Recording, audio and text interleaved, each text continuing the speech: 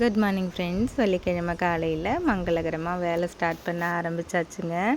வாசல் தெளித்து கோலம் போட்டு டீ வச்சு குடிச்சிட்டு அப்படியே பூ எடுக்கலான்னு போனோம். அன்றைக்கி இங்கே லேசாக மழை தோறுனுச்சு. ஃபுல்லாக இறங்கிடும் நல்லாயிருக்கும்னு பார்த்தேன், ஆகலைங்க.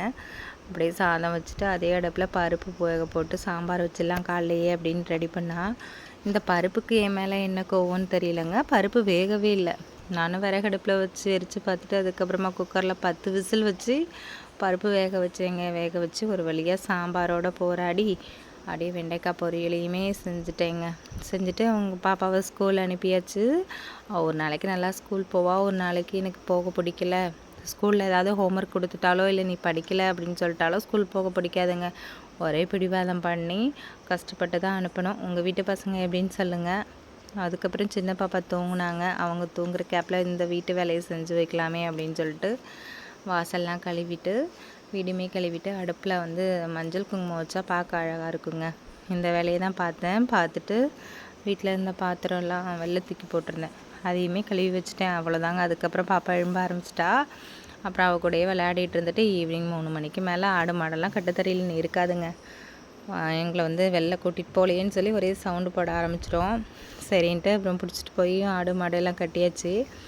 இந்த 2 நாய்க்குட்டியும் எங்கள் கூட விளையாட உட்காந்து விளையாடிட்டு இருந்தது. அவங்களோட விளையாடிட்டு சரி இதுக்கு மேலே உட்காந்துருந்தா வேலை ஆகாதுன்னு சொல்லிட்டு பாப்பாவை தூக்கிக்கிட்டே பூவை போய் எடுத்துகிட்டு வந்தேங்க. கொஞ்சமாக எடுத்துகிட்டு வந்து அப்புறம் அவளை வச்சுட்டே கட்டிகிட்டு இருந்தேன்.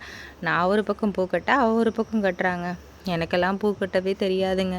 நான் ஸ்கூல் போயிட்டு இருக்கும்போது பக்கத்து வீட்டில் பூ கட்டித்தா பாப்பா அப்படின்னு கேட்டாங்க. ஏன்னா எனக்கு அப்போ கட்ட தெரியாது. நான் அவங்க வீட்டிலேருந்து எனக்கு பூ கட்ட தெரியாதுன்னு சொல்ல வெக்கமாக இருந்தது, ஓடி வந்துட்டேன்.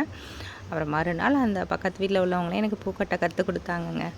என் பாப்பா இப்போவே கட்டுறா பாருங்க. இந்த கொய்யாக்கண்ணை நான் வச்சதுங்க. 2 காய் நல்லா பெருசாக இருந்தது. பார்க்கவே சந்தோஷமாக இருந்துச்சு. சரி இன்றைக்கி வெள்ளிக்கிழமையாக அதுவுமா ஒரு காயை பறிச்சிடலாம், சாமிக்கு வச்சிடலாம் அப்படின்னு பறிச்சு விட்டேன். அந்த பிஸ்கட்டை பார்த்துட்டு பாப்பா ஒரே ஹாப்பிங்க. திருக்குறள் சேலஞ்சுமா அப்படின்னு சொல்லிட்டு இதில் உள்ள திருக்குறள் எதுமா அப்படின்னு கேட்டு ரொம்ப ஆர்வமாக இருந்தாங்க. அப்புறம் 6 மணிக்கு விளக்க போட்டாச்சுங்க. அப்போ தான் கொஞ்சம் வீடே திருப்தியாக இருந்த மாதிரி இருந்தது. வீடியோ பிடிச்சிருந்தா லைக் பண்ணிக்கோங்க.